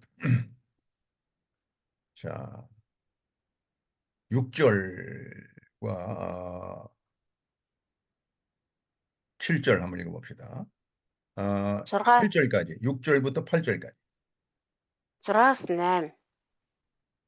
읽어보세요. Үхүүлдэг нь ч бас амьлуулдаг нь ч эзэн. Үхэхсдийн оронд унгадаг нь бас өргөж босгодог нь тэр юм. Үгээрэлдэг бас баяжуулдаг нь эзэн. Дордуулдаг бас дээрдүүлдэг нь тэр юм. Өчүүхэн нэгнийг шорооноос босгохдоо үгээгүй ядууг үнс хогноос өргөхдөө өргөмжлөн тэднийг дээдсийн дунд суулгаад өндөр алдрын суудлыг тэдэнд тэр өглүүлдэг. Газар дэлхийн тулгуур багна нь эзнийг тул гагц үүнийхээ дээр эзэн ертөнцийг тэгнжээ. 여기 하나님은 세상의 모든 나라와 또 모든 사람들을 하나님의 뜻대로 이렇게 주관하시는 것입니다. Энд өгүүлсэнчлэн бурхан энэ дэлхий дээр байгаа бүхий л улс орон төдийг хүмүүсийг ч гэсэн өөрийнхөө хүслийн дагуу өргөмжилдөг бас дордуулдаг. 그래서 이 성경은 모든 역사를 해석할 수 있는 귀한 말씀, 진리가 되는 것입니다. Энд саяны уншсан энэ хэсэг бол бурхны тэр үгийг тэр үнэн зарчмыг тайлбарлаж чадхаар гол түлхүүр ишлэл болж байна. 이 역사를 올바르게 해석하고 그 판단할 수 있는 비결은 하나님의 진리, 하나님의 말씀이 필요한 것입니다. Тэр түүхийг хүн төрлөختний түүхийг зөв ойлгож, зөв тайлбарлаж, зөв дүгнэлт хийхэд гол түлхүүр нь юу байдаг вэ гэхээр бурхны үнэн үг л байдаг. 그래서 우리는 더욱더 하나님 앞에 하나님을 두려워하고 겸손하게 우리가 하나님의 명령을 지켜 나가야 됩니다. Тиймээс бид нар бурхнаас үргэлж имэж илүү даруухнаар бурхны үг тушаалыг дуулууртаа даах ёстой. 자, 나홈 3장 세 번째 대지입니다. За Нахум 3-р бүлгийнхээ 3-р хэсэг рүү оръё. 느느웨가 대적을 막을 힘이 없다는 것입니다. Дайсныг ялах хүч Ниневед байхгүй. 우리 하나님은 강하게도 하시고 약하게도 하십니다. Бидний бурхан өөрөө хүслийнхээ дагуу хүчирхэгжүүлдэг бас доройтуулдаг. 하나님은 니느웨보다 더 강한 바벨론 군대를 사용해서 니느웨를 다 이렇게 멸망시키게 하신 것입니다. Бурхан Ниневегээс ч илүү хүчтэй Вавилоны цэргүүдээр дамжуулан Ниневег шийтгсэн байна. 자, 12절 읽어보세요. 12 дугаар эшлэл. Та нарын бүх бэхлэлт бол боловсрсон жимстэй инжирийн модод адил юм. Тэднийг сэгсрэхэд л идэгчийн аманд ундаг. 자, 12절을 보시면 내 모든 산성은 무화과 나무에 처음 익은 열매가 흔들기만 하면 먹는 자의 입에 떨어짐과 같이 될 것이라고 했습니다. Та нарын бүх 12절에 내 아까 모든 산성, 내 모든 산성은 바로 아수르의 도성, 그 니느웨 성을 말합니다. та нарын бүх бэхлэлт бол гэж байна тий. Энэ болохоор тэр Ассирийн нийслэл Ниневег хэлж байгаа. 네. 이 니느웨 성의 이런 군대들이 그 원수들에 의해서 이렇게 쉽게 정말 아무런 힘을 쓰지도 못하고 제대로 힘을 쓰지도 못하고 원수들의 공격 앞에서 너무나 쉽게 이렇게 멸망을 당한다는 것입니다. Ниневегийн цэргүүд цэрэг арми нь бол хичнээн тийм хүчтэй байлаа ч гэсэн дайсныхаа өмнө бол тэр хүч чадлаач гаргаж чадахгүй маш амархан олзлогдох болно. 그 바벨론 군대가 니느웨를 점령할 때에 마치 이 무화과 나무 열매가 잘 익어서 그걸 흔들기만 하면 사람이 입으로 떨어지는 것처럼 그렇게 쉽게 다 멸망을 시킨다는 것입니다. Бабилоны цэрэг бол Ниневегээс одоо илүү хүчтэй байх болно. Тэгээд Ниневегийн цэрэг нь болохоор яг боловсрцсан тий унахад одоо модноосоо тасраад унахад бэлэн болчихсон тэр боловсрсан жимсийг зүгээр л модыг нь сэгсрэхэд хүний ам руу өөрөө бэлэн одоо яваад орохтой адилхан тэгж амархан буулгаж авах болно. 영적으로 말하면 그 무화과 나무 그 열매가 이렇게 익은 것은 니느웨 성의 죄악이 완전히 무르익었다는 것입니다. За сүнслэг талаас нь тайлбарлах юм бол боловсрсан инжир гэдэг нь болохоор тэр Ниневечүүдийн үлдсэн тэр гим нүгэл нь бол бүр боловсрч гүйцээд тий одоо бүр хэмжээндээ тулчсан байсан, бүр дүүрчихсэн байсан гэсэн үг юм. 그와 같이 죄악이 무르익으면 반드시 하나님의 심판이 온다는 것을 교훈하고 있는 것입니다. Хэрвээ одоо гим нүгэл дүүрэх юм бол тий гим нүгэл бүр савнаасаа ингээ халиад бүр дүүрээд захир хэмжээнээс хэтэрх юм бол бурхны шийтгэл заавал ирдгиймээ гэдгийг анхааруулсан байна. 이 무화과 열매가 익으면 사람들이 반드시 따먹게 돼 있는 것처럼 그 죄악의 열매가 무르익으면 반드시 하나님이 심판한다는 거죠. Инжир жимс хэрвээ яг боловсрч гүйцэх юм бол хүмүүс тэрийг тасдаж аваад иддэг тийм үү. Зүгээр боловсрсан жимсийг тэр чигтэн зүгээр хайчдаггүй шүү дээ. Заавал боловсрсан жимс л одоо хүний идэш болдог, хүний одоо хоол болдог жамтай. Түүнтэй адилхан гим нүглийн одоо жимс ч гэсэн яг боловсроод гүйцэх юм бол бурхан зайлшгүй шийтгэх юм аа. 13절을 읽어보세요. 13. Харагтун таны ард түмэн яг та нарын дундах эмэгтэйчүүд шиг болно. Нутгийн чинь үүд хаалганууд, дайснуудад чинь өргөнөөр нэгднэ. Голдан хаалганы чинь хөндлүүдийг гал залгих болно. 13절에 보시면 내 가운데 그 장정들은 힘 있는 군대들 말이죠. 힘 있는 장정들은 여인 같고 했습니다. 여인 같다. Энд нэг орчуулгын ялгаа гарч байна. Танай ард түмэн гэж одоо Монгол хэлээр байна тийм ээ. Тэр нь солонгос хэлээр бол танай одоо юу агуу хүмүүс чинь гэсэн үг байна. Агуу хүмүүс гэдэг нь нөгөө цэргүүдийн тэр баатар дайч цэргүүдийн хэлж байгаа юм байна. Тэгээд тэр цэргүүд нь яг л одоо эмэгтэй хүмүүс шиг болно. эмэгтэйчүүд шиг болно. 우리 힘이 센 장사들이라도 용감한 군대라도 이 죄가 있으면 죄 때문에 여인처럼 약해진다는 것이에요. Хичнээн тэр хүчрэг цэрэг айран байгаад ч гэсэн хичнээн мундаг одоо тэр баатарлаг жанжнууд байгаад ч гэсэн хэрвээ гим нүглэр л дүүрсэн байх юм бол ямар ч одоо нэмэргүй юм аа. Тэд нар л яг эмэгтэйчүүд шиг тийм сул дорой болох болно гэсэн үг. 아무리 강한 군대라도 이 죄가 차면 그 죄 때문에 그 군대가 약해진다는 거예요. 힘이 빠진다는 거예요. Хичнээн хүчрэг цэрэг айран байлаа ч гэсэн гим нүглийн улмаас тэд нар ямар ч хүчгүй болох болно. 죄가 있으면 그 죄 때문에 사람들이 두려워하게 됩니다.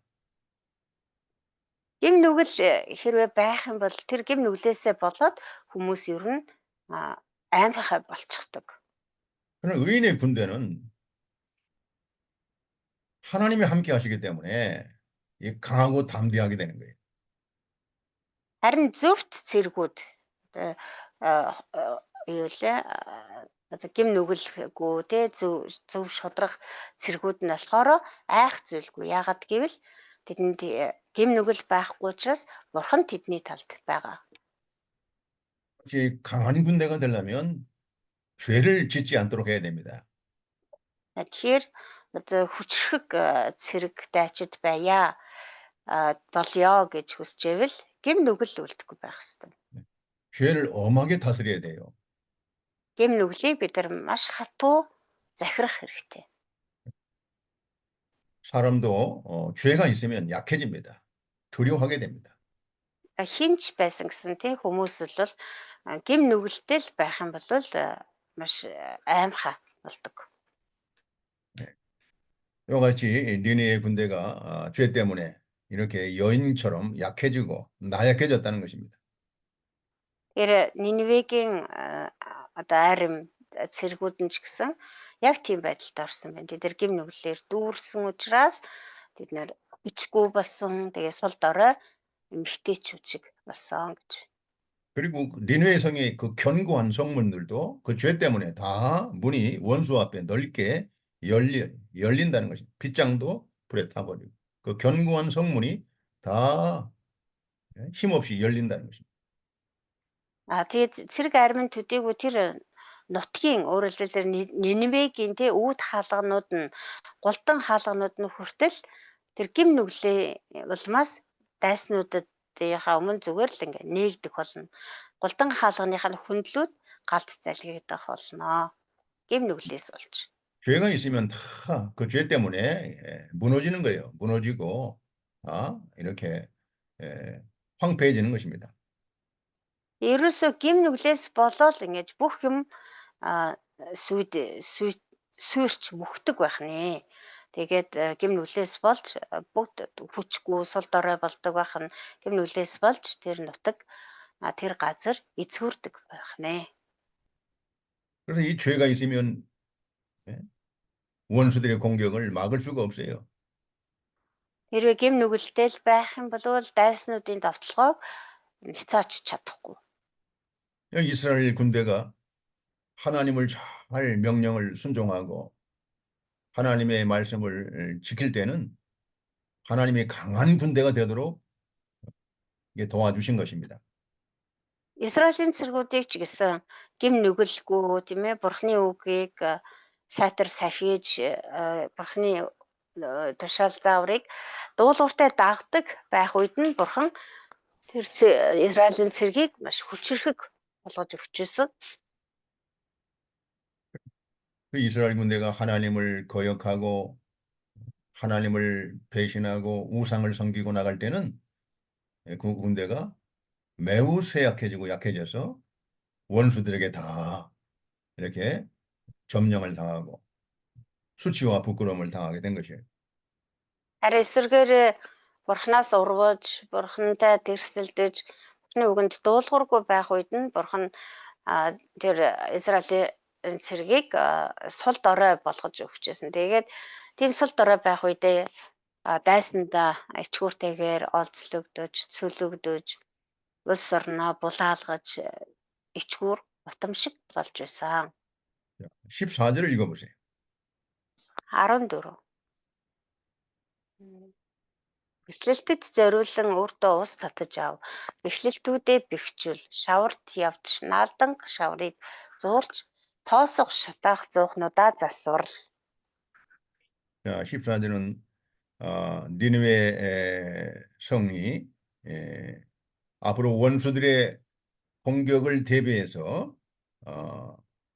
이렇게 산성들을 견고하게 하고 또 벽돌 가마를 가지고 성을 견고하게 하라는 것입니다.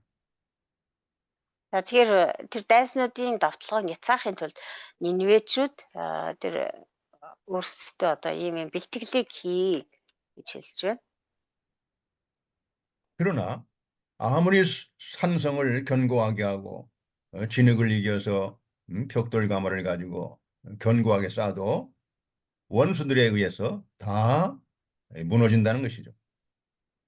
Гэхдээ тэгээд ч нэмэргүй байх болно. Хичнээн одоо Нинвечүүд бэхлэлтүүдээ бэхжүүлж, шавар зуурч, тоосго шатааж тэр одоо улам зузаан хан хэрэм байрлаач гэсэн дайсны давталгааг зогсоож чадахгүй. 이것은 죄가 있으면 하나님이 심판을 받을 때는 아무리 인간의 힘으로 이렇게 성을 지키려고 하고 방어하려고 해도 절대로 할 수 없다는 것입니다. Энэ юг харуулж байна гэхээр хэрэг гим нүгэлтэл байх юм бол хүн хичнээн өөрийнхөө хүчээр өөрийгөө тэр хотоо тий ард түмнээ хамгаалж энэ бэхлэлтүүд барьлаач гэсэн ямар ч нэмэргүй байх болно. Дайсны бишээ бурхны шийтгэлийг бол зогсоож чадахгүй гэдгийг харуулж байна. 15절을 읽어보세요. 15. Тэнд гал чамайг шатааж илд чамайг цавчин унгах болно. Дэвхрэг мэт тэр чамайг сүйтгэх болно. Өөрийгөө царцаа мэт олшруул. Өөрийгөө дэвхрэг мэт олон болгоо.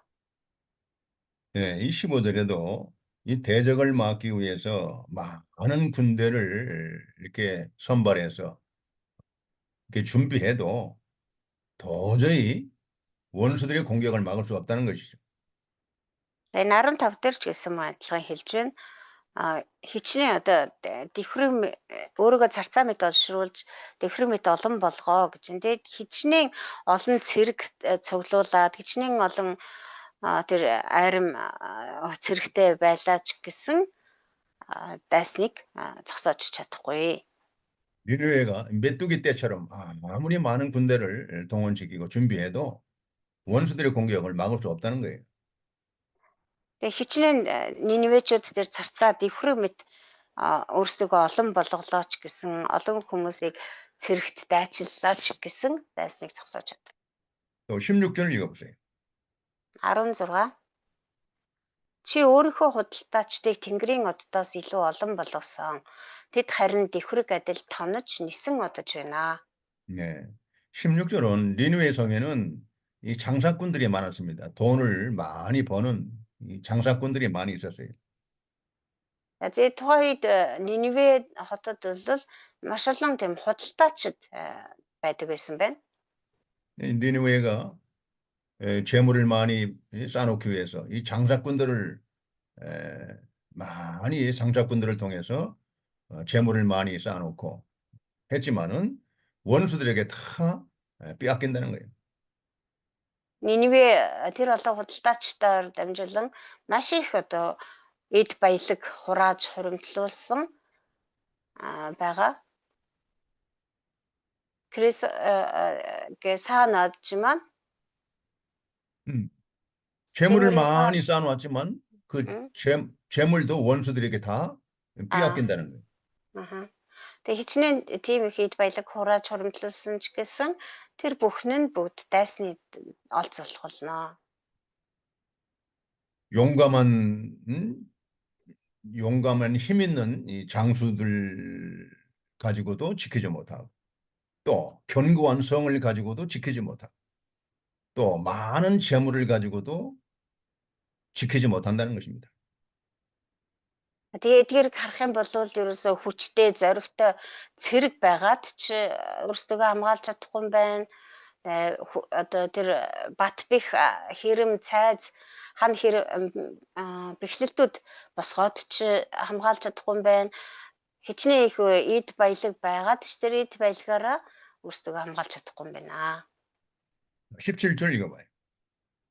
17 Чиний харуулууд царцаа мэт юм. Чиний өрлөг жанжид хүйтэн өдөр чулуун ханан дээр сууж би сөрөг царцаатай адил. Нар мандахад тэд зүхтэн тэдний байгаа газрыг хэн ч мэдэхгүй. 자, 이 니느웨 성에 그 방백들이 많이 있습니다. 또 장수들이 많이 있습니다. 메뚜기 같이 많이 있습니다.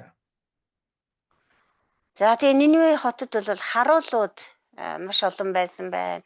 Өрлөг жанжид олон байсан байна. Яг л тэр царцааны сүрэг мэт маш олон байсан гэж байна. 자, 이 울타리에 저녁에 추운 날에는 울타리에 이렇게 몰려오는 메뚜기 떼들이 해가 뜨면 다 날아감 같이 그렇게 많은 방백들과 장수들이 원수들의 공격으로 다 사라진다는 것입니다. Яг тэр нөгөө царцааны сүрэг хүйтэн өдөр чулуун ханан дээр сууж байгаад нар мандахад цаашаа нисэж оддогтой адилхан тэр өчнөн олон харуулууд, цэргүүд, өрлөг жанжид байлаа ч гэсэн ямар ч нэмэргүй. Тэгээ дайснууд ирэхэд тэд бүгдээрээ тал тийшээ зүхтэж одноо. 그 인간의 힘으로 아무리 원수들의 공격을 막으려고 해도 하나님이 심판할 때는 절대로 막을 수 없다는 것입니다. Тэр хүн хичнээн хичээгээд өөрийнхөө хүчээр хамгаалах гэж оролцсон ч гэсэн бурхны шийтгэл нэгэн тал ирж байгаа бол хүний хүчээр бол зогсоож чадахгүй юм аа. 자, 그다음 18절, 19절. За дараа нь 네 번째 18 대지. 19 네 번째 대지입니다. дөрөвдүгээр хэсэг байна. 예, 아수르의 멸망을 여러 나라들이 기뻐한다는 것입니다. Ассирийн мөхөлд олон улс орнууд баяснаа. 자, 이 아수르의 니느웨 성이 결국 죄악으로 멸망을 당하는데 그 멸망을 당할 때에 많은 나라들이 박수를 치면서 환호한다는 것입니다. Ассирийн эзэнт улс одоо өөрөө гим нүглийн улмаас мөхөж сүрэх болно. Тэгээд Ассирийг тийм хүн мөхөж сүрэх үед олон ард түмэн улс орнууд маш ихээр баярлаж баясах болно. 18절 한번 또 봅시다. 18 дэржлэл Өө Ассирийн хаанаа чиний хончид унтаж язгууртнууд чинь хэвтэж байна. Чиний ард түмэн уулсаар тарсан агаад тэднийг цуглуулан авчрах хэн ч алга. 자, 이것은 아수르 왕의 밑에 있는 방백들, 이 방백들이 그다음에 이 지도자들이 다 이 쾌락에 빠지고 세상의 안위에 빠져서 이렇게 방탕한다는 것입니다. За Ассирийн хааны одоо доор байсан тэр юунууд тэр язгууртнууд тийм ээ хончид гэдэг нь тэр нэг төшөмлүүд тэдэрийг хэлж байна. Тэгээд тэдэр нь болохоор бүгдээрээ одоо тэр энэ дэлхийн 6 цэнгэл тий тэгээд одоо амар тайван байдалд ингээд автаад олцлогдоод ингээд унтцааж байх болно. Тэг хин ч одоо тэр Ассирийн хаан тусалж чадахгүй. 아수르 왕과 그 목자들 방백들의 이 죄로 말미암아 백성들이 이렇게 다 흩어지고 이 멸망을 당한다는 거죠. Тэр Ассирийн хаан ч бай тэр өдөрдөгч эргэтэн дарахтнууд язгууртан ноёдн болохоор одоо тэр нөгөө гим нүгэлдээ автаад тэр 6 цэнгэл биеийн тэр жаргалдаа ташуураад ингээд ялзраад хэвтэж байх болно. Тэгэд арт түмэн болохоор одоо нөгөө дээрээ суудлаа олохгүй доороо гүйдлээ олохгүй гэдэг шиг ард түмэн нь бол одоо талаар нэг тарж ботрох болно. 이것은 영적으로 하나님의 교회에도 교역자들이 안일하고 방탕에 빠져 있으면 그 교인들이 흩어지는 것과 마찬가지입니다. Сүнслэг талаас нь харах юм бол чуулганч гэсэн мөн адилхан. Тэр чуулганы хончин, пастор, ахлагч, удирдагч нар нь хэрэг одоо сүнсний энэ завхралд автаж, залхуу назгай байдалд автах юм бол итгэгч нар ч гэсэн тэнд байж суухын аргагүй болоод тарж бутрахтай адилхан юм аа. 어느 나라고 왕이나 그 지도층들이 안일하고 방탕에 빠져 있고 죄 가운데 빠져 있으면 그 백성들이 다 흩어지는 거예요. 고통을 당하는 것입니다. Ямар ч улс гүрэн байсан ялгаагүй тэр одоо удирдагч нар хаан тийм ээ хаад ноёд түшмэд одоо хэн байдгийн тэр удирдагч нар нь хэрвээ одоо санаа амар байдалд автаад тэгээд зөвхөн өөрсдийнхөө одоо тэр жаргалыг хүүгөөд юм залхуу назгай зугаад сэнгэлдээ ташуураад ийм болох юм бол ямар ч тэр ард түмэн тарж ботроход хүрдэгэ. 이 교회도 마찬가지입니다. 이 하나님의 일꾼이 기도하지 않고 나태하고 게으르고 성경을 가르치지 않고 또 하나님 앞에 바르게 살지 못하면 그 교인들이 흩어지는 겁니다. 다 흩어지고요. 결국은 믿는 일을 못하는 거예요. Чуулгын пасторч гэсэн яг энэ удирдагчтай адилхан залхуу назгай байдалд автаад сүнсний хувьд сэргийг байж чадахгүй залбирахчгүй тэгээ бурхны үгийг заахгүй тийм байх юм бол итгэгч нар нь ч гэсэн тийм удирдагчийн доор байж чадахгүй тэгээд яваад өгөх болно. Тэгээ улмаар одоо тэр итгэгч нар нь цаашдаа ч гэсэн итгэлийн амьдралаар амьдрахгүй. итгэлийн амьдралаас салж адах болно. 자, 에스겔 34장을 한번 보겠습니다. Эсгээл 34-р бүлэг. 자, 에스겔 34장은 이 불의한 목자들, 불의한 인도자들에 대한 기록입니다. Эсгээл 34 болохоор энэ хуурамч хончт хуурамч удирдагчдын талаар өгүүлсэн байгаа. 그 양떼를 돌보지 않고 양떼를 먹이지 못하는 이 악한 목자들에 대해서 화가 있다고 했습니다. Тэр юу хондоо тижээдэггүй хонин сүрэгтэй санаа тавьдаггүй хуурамч хончтыг хөөрхийе залгүйе гэсэн байна. 자, 5절 한번 읽어봐. 5절. Гадаар шлэг үшээ. Хончин дутагдсан тул тэд бутарч тал хэрийн араатан бүрийн идэж болж тарцгаасан. 6절도 읽어봐. Бас 6-аг уншия. Хонин сүрэг минь бүх уулаар өндөр толгод бүрээр төөрөлдөж байна. Хонин сүрэг минь газрын бүх гадаргаар тархлаа. Тэднийг хайх бидрэх хүн ганц жалгаа. 자, 이 목자가 양들을 돌보지 않고 양들을 제대로 먹이지 못하고 올바르게 인도하지 못하면 그 양들은 다 흩어져서 들짐승의 밥이 된다는 거예요. Тэгэхээр хончин хүн тэр хонин сүрэгтэй анхаарал тавихгүй тижээж чадахгүй байх юм бол бүгд тэр хонин сүргэнд тал дэшээ бутарч яваад тэгээд араат нь идэж болтгоо гэж. 참 우리가 에스겔 34장을 읽어보면 우리 하나님의 일꾼들이 아주 크게 정말 교훈을 삼을 그 말씀들입니다. Тэр Эсгээл 34-р бүлэг бол ялангуяа одоо пастор удирдагч бид нарын маш их одоо сургамж авах зүйлээр дүүрэн бүлэг юм аа. 이것은 세상 나라 지도자나 이 교회 지도자가 안일에 빠지고 방탕하고 이렇게 살게 되면 백성들이 흩어지고 또 교회 성도들이 흩어지는 거, 이것은 성경에 기록되어 있는 것입니다. Тэр зүгээр одоо нийгмийн удирдагч, улс төрийн удирдагч нарч бай, эргэтэн даргатнууд ч бай. Эсвэл бол одоо чуулганыг удирдах байгаа пастор хүн ч бай.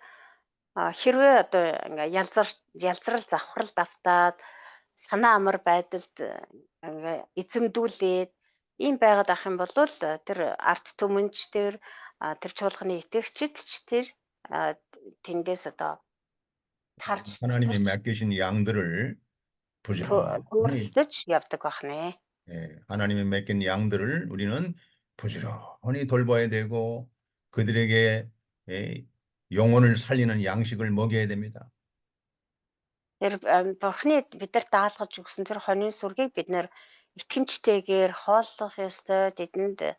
Бидний араас санаа тавьдаг байх ёстой. 또 그들의 영혼을 위해서 기도를 많이 해야 됩니다. Тэдний сүнсний төлөө бас итгэмжтэйгээр хичээнгүлэн залбирдаг байх ёстой. 그 양들을 정말 잘 돌봐서 그 양들로 하여금 하나님의 주시는 은혜와 평강 가운데 행복하게 살도록 해야 됩니다. Тэр бурхны даалгаж өгсөн хонин сүрэгт үнэхээр чин сэтгэлээсээ хайр халамж тавьж тэднийг тижээж өсгөөд тэр хондыг бурхны хүслийн дагуу аз жаргалтай сайхан амьдардаг хонин сүрэг болох ёстой юм аа. 나홈 3장 마지막 절입니다. 19절 읽어보세요. За Нахум 3-ын 19 чиний бэртэнгэд ямар ч дэмжлэгээ байхгүй. Чиний шархнууд эдгэршгүй. Чиний тухай сонссон бүгд чам дээр алгаа таших болно. Чиний үргэлжийн харгислалд өртөөгүй хүн гэж би юу? 아수르는 이제 하나님의 심판으로 멸망을 받게 되면 다시는 그 나라가 일어설 수 없다는 것입니다. Асар ингэж одоо бурхны шийтгэлийг бүртэж сүрх юм бол мөхөх юм бол дахиж түүнийг хинч сэргээж чадахгүй. 완전히 멸망하는 거예요. 완전히 멸망하고 다시는 그 나라가 세워질 수 없다는 것입니다. Дахиж Ассир гэдэг улс гарч ирэхчгүй хинч Ассирыг дахин сэргээн босгож чадахгүй бүр мөсөн сүрнэ мөхнөө гэсэн. 그리고 그 멸망을 당하는 소식을 들은 사람들이 손뼉을 치면서 기뻐하면서 환영한다는 것입니다. Түүнийг мөсөн гэж сонссон хүмүүс тэр тухай сонсоод тэгэхээр бүр алгаа ташин баярлах болно гэж байна. 왜냐하면 그 아수르에 의해서 많은 나라들이 얼마나 많은 고통을 당했는지 그들의 포악한 그 잔인한 그 군대에 의해서 얼마나 많은 고통을 당했는지. Ягаад 그것 때문에. гэвэл Ассирийн тэр дайралт давталгоо тэр эзлэн төрөмгийлээс олж ямар олон улс орон ард түмэн зовж зүдэрсэн бэлээ. Тэдний тэр харгас цэргүүдийнх нь халдлагаас олж ямар олон хүмүүс тэр харгислалд нь өртсөн бэлээ. 우리가 잠언 11장 10절 한번 찾아봐요. 잠언 11장 10절. Сургаал төгс 11-ийн 10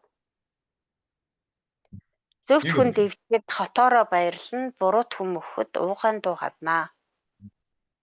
의인이 형통하면 성읍이 즐거워하고 악인이 패망하면 기뻐 외친다고 했습니다. Зөвхт хүн дэвчгэд хотоороо баярлан буруу хүн мөхөд уугаан дуу гаднаа. 자, 이 하나님의 말씀대로 되는 겁니다. Тэгэл энд бурхны хийснээр болсон байна. 또 잠언 10장 7절 말씀 읽어봐요. За мөн сургаал төгс 17-г уншъя. 의인을 기념할 때는 칭찬이 있거니와 악인의 이름은 썩게 되느니라 하고 했습니다. зөвтийн тухай дурсамж, ерөөл байдаг бол буруутын нэр нь хүртэл ялцарнаа. 우리는 이 교회가 잘 되는 거, 이걸 정말 사람들이 환영해주고 박수를 쳐줘야 돼요. Өнөөдрийн энэ цаг үед чуулган үнэхээр усан дэвжихийг хараад хүмүүс алга ташин баяр хүргэдэг байх ёстой. 그러나 교회가 악을 행하고 교회가 하나님을 말씀을 불순종하고 세상에 빠지면 그 교회가 무너질 때, 그 교회가 쇠약해질 때 세상 사람들이 환영을 합니다. Харин эсэргээрээ хэрэг чуулган буруу одоо бузар мууг үлдээд бурхны үгэнд дуулуургүй байгаад энэ дэлхийн тэр зугаа цэнгэл амжилт ололтонд автаад ийм байх юм бол тэр чуулган мөхөх үед энэ дэлхийн хүмүүс харин тэр мөхснийхэн төлөө алга ташин баярлах болно. 여러분, 교회는 세상의 빛이라고 했고 세상의 소금이라고 했습니다. Есүс хэлэхдээ чуулганыг энэ дэлхийн гэрэл давс гэж хэлсэн байна. 정말 하나님의 교회가 세상에 빛이 되고 소금이 된다면 이 세상에서는 없어서는 안 되는 것입니다. 반드시 필요한 것이 교회입니다. Бурхны чуулган үнэхээр энэ дэлхий дээр тэр давс ба гэрэлний үүргээ биелүүлж чадах юм, гүйцэтгэж чадах юм бол үнэхээр энэ дэлхий дээр одоо байхгүй байж болохгүй газар бол чуулган болох болно. 우리가 정말 이 세상 사람들에게 빛이 되고 소금이 된다면 세상 사람들이 반드시 칭찬해주고 교회를 높여주시고 자랑스럽게 여길 것입니다. Тэгэхээр чуулган үнэхээр одоо дэлхийд гэрэл ба давс болж чадах юм бол тэгж нөлөөлж чадах юм бол энэ дэлхийн хүмүүс үнэхээр чуулганыг магтан сайшаах болно, баяр хүрээ, алга ташааж баяр хүргэх болно, бас чуулганыг өргөмжилж өгөх болно. 자, 우리 교회의 사명이 참 소중합니다. чуулганыг гүйцэтгэх үүрэг бол үнэхээр чухал юм.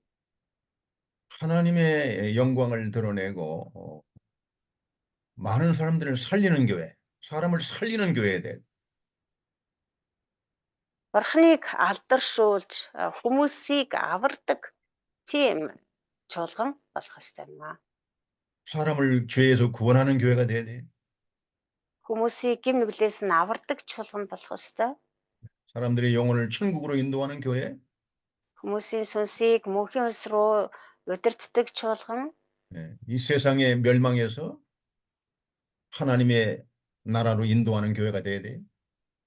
Энэ дэлхийн мөхлөөс салгаж Бурхны хаанчлал руу удирддаг тийм чуулган болох ёстой. 그런 교회를 세상은 원하고 있는 겁니다. Энэ дэлхий тийм л чуулганыг хүсэж байгаа.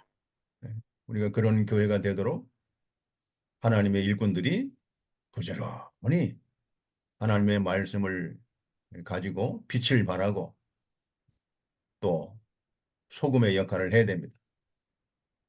Бид нэр бүгдээрээ тийм чуулган болохын тулд Бурхны ажилчид тэр харанхуй руу гэрлээ тусгаж бас давсны үргэж гэсэн 그들이 биелүүлэх юм. 이 하나님의 교회를 통해서 하나님의 영광을 보여야 됩니다. 하나님의 그 존귀한 모습을 교회가 보여야 됩니다.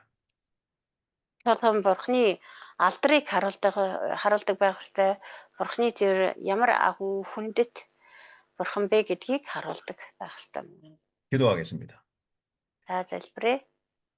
거룩하신 아버지 하나님, 오늘 아수르의 멸망은 철저하게 그 나라가 죄악 가운데 빠져 있고 악에 빠져서 하나님의 심판으로 멸망을 당했습니다.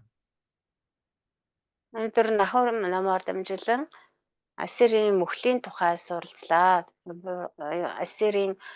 Ассирчууд гэм нүглээсээ болж Бурхны тэр шийтгэлийг хүртэж 그 나라가 많은 나라를 고통스럽게 하고 또 이렇게 괴로움을 준 나라였습니다.